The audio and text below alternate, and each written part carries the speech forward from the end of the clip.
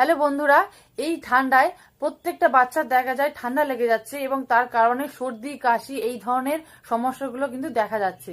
তো এক্ষেত্রে অবশ্যই তোমাদেরকে বলে রাখি যে তোমরা অয়েল মাসাজ, তেল মালিশ অবশ্যই বাচ্চাদেরকে করাও।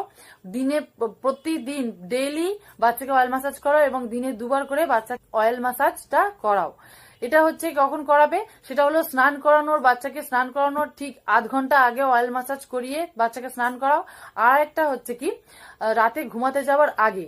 এই 2 টাইম যদি রেগুলার ডেইলি বাচ্চাকে অয়েল মাসাজ করাও তাহলে কিন্তু বাচ্চার চট করে ঠান্ডা লাগবে না এবং সর্দি কাশি জনিত যে সমস্যাগুলো প্রত্যেকটা বাচ্চার হয়ে থাকে এই সমস্যাও চট করে কিন্তু বাচ্চার হবে না। এছাড়াও বাচ্চাকে যদি অয়েল মাসাজ করা হয়, অয়েল মাসাজের প্রচুর উপকারিতা রয়েছে। অয়েল মাসাজ বাচ্চাকে করালে কিন্তু এর থেকে প্রচুর উপকারিতা উপকার পাওয়া যায়। বাচ্চাকে ঠিকঠাক ভাবে অয়েল মাসাজ করলে, প্রতিদিন ডেলি অয়েল মাসাজ করলে প্রচুর